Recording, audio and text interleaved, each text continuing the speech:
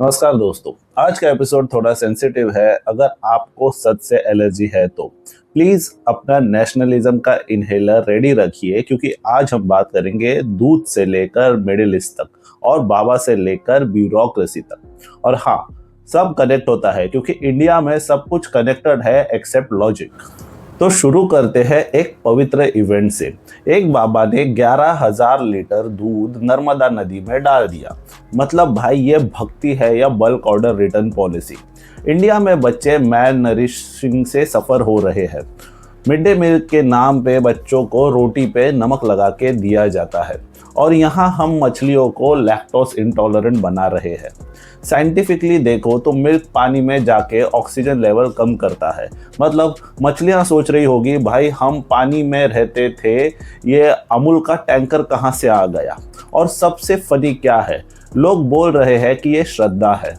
हाँ भाई, श्रद्धा है, पर थोड़ी सी कॉमन सेंस भी होती तो अच्छा लगता।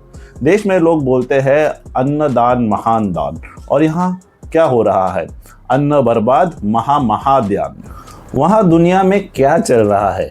अमेरिका और ईरान के बीच टेंशन और ऑयल रूट्स का प्रॉब्लम और स्ट्रेट ऑफ हॉर्मुज, और बीच में एंट्री पाकिस्तान की।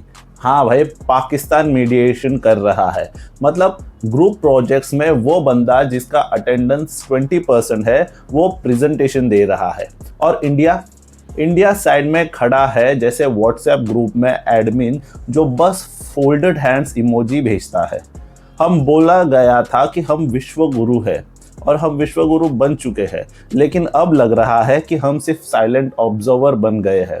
और भाई, पीआर से फॉरेन पॉलिसी नहीं चलती, एड में स्ट्रॉन्ग दिखने से यूएन में सीट नहीं मिलती। हमारे यहाँ आवाज़ सिर्फ इलेक्शन के वक्त चढ़ती है, जब मार्केटिंग में हमारे यहाँ पे लोग बोलते हैं पॉपो ने फलां वॉर रुकवा दी। और जब ये विश्व गुरु बन चुके हैं तो पाकिस्तान कैसे मीडिएशन कर रहा है? हमारे यहाँ पे बाहर देश क्या चल रहा है, कौन सा ईरान, क्या यूएस, इससे कुछ फर्क नहीं पड़ता। जहाँ पे सब लोग पूरे देश में कुछ ना कुछ प्रॉब्लम से गुजर रहे हैं, वहाँ हमारे विश्वगुरु इलेक्शन रैलीज कर रहे हैं, क्योंकि 5 स्टेट में इलेक्शन चल रहे हैं। वो तमाशा अलग भी चल रहा है। ऊपर से इलेक्शन रैलियों में बोला जा रहा है कि धुरंधर और केरला स्टोरी जैसी मूवीज फेक है, ऐसा बोला जा रहा है। मतलब खुद ही स्पॉन्सर करो और बाद में खुद ही बोल दो कि लोग बोलते हैं कि ये सब झूठ है। जहाँ पे दुनिया आगे चल रही है, पीस टॉक्स हो रहा है, पाकिस्तान मीडिएशन कर रही है, और हम जो शांति का प्रतीक बनते फिरते हैं वो दूर दूर तक कहीं नहीं। मतलब हम अभी क्लास के बाहर निकल चुके हैं और सारे देश यूनाइटेड होके क्लास के अंदर सबक सीख रहे हैं। अभी लीडरशिप की बात करें, बीजेपी के जो लीडर है, पार्टी अध्यक्ष, उनका एक वीडियो आता है जिसमें वो बात कर रहे हैं, टेलीप्रॉम्प्टर से स्पीच दे रहे हैं। ऐसा लग रहा है जैसे विंडोज का अपडेट पढ़ रहे हो। Please restart your nation. Confidence इतना नेचुरल था जैसे वाइवा में स्टूडेंट्स गूगल ट्रांसलेट से बोल रहा हो। और फिर बोलते हैं मेरिटोक्रेसी है पार्टी में।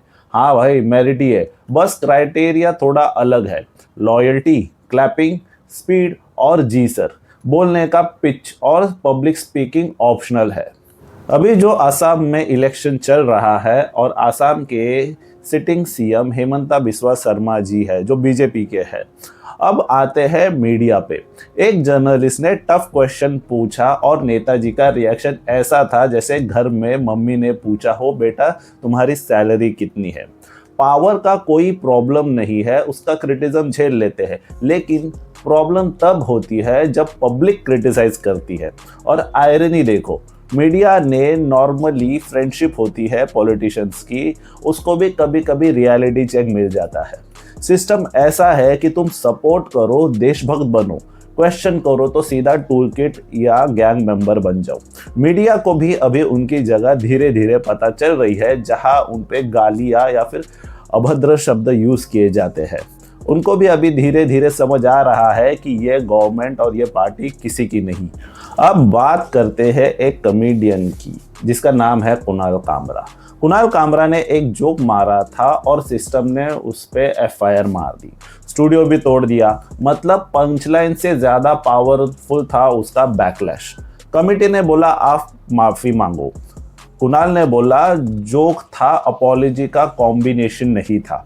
और ऑनेस्टली अगर हर जोक पे अपॉलॉजी आएगी तो नेटफ्लिक्स नहीं संस्कारी फ्लिक्स बन जाएगा। अब नए आईटी रूल्स के हिसाब से आप कुछ भी बोलो और किसी को बुरा लग गया तो कंटेंट डिलीट हो सकता है। मतलब आप कंटेंट बनाना नहीं, कंटेंट बचाने का स्किल सीख लो पहले। कॉमेडियंस को लिखने से ज्यादा लॉयर हायर करना पड़ेगा और पंचलाइन से पहले एक डिस्क्लेमर देना पड़ेगा कि ये जोक आईपीसी के तहत सेफ है। अब आते हैं कंटेंट क्रिएटर्स कंट्रोवर्सी के बाद वीडियो स्टिल अलाइव। मतलब कैंसल कल्चर इंडिया में भी आ गया है, पर यहाँ थोड़ा कंफ्यूजिंग है। आप कैंसल भी होते हो और ट्रेंडिंग भी। ऑडियंस बोलती है ऑफेंसिव है और फिर वही वीडियो को 10 मिलियन व्यूज मिल जाते हैं। हिपोक्रेसी का लेवल देखो। हमको बुरा लगा पर लाइक शेयर और सब्सक्राइब हम कर देते हैं। अब असली बात, ग्लोबल इमेज कैसे बनती है? स्पीचेस से, एड से या स्लोगन से? नहीं, इमेज बनती है आप माइनॉरिटीज के साथ क्या करते हो उससे, आप डिसेंट के साथ क्या करते हो उससे। अगर हर प्रॉब्लम का सॉल्यूशन बुलडोजर है तो फॉरेन पॉलिसी भी एक दिन जेसीबी से ही चलेगी। यूएन मीटिंग में एंट्री नहीं मिलती, चलो भाई गेट तोड़ देते हैं। सॉफ्ट पावर का मतलब होता है इन्फ्लुएंस, हार्ड पावर का मतलब होता है फियर, और हम दोनों को मिक्स करके रील बना रहे हैं। तो आज का लेसन सिंपल है, दूध को रिवर में मत डालो, आइडियाज को डिबेट में डालो और टेलीप्रॉम्प्टर से मत बोलो, थोड़ा दिल से बोलो। और सबसे इंपॉर्टेंट, जोक से डर लगता है तो प्रॉब्लम जोक में नहीं सिस्टम में है। मैं हूँ आपका होस्ट, और याद रखिए ये देशभक्ति का जमाना है पर लॉजिक ऑप्शनल है। यहाँ दूध भी पॉलिटिक्स है और साइलेंस भी दर्दनाक है। Please like share and subscribe the video.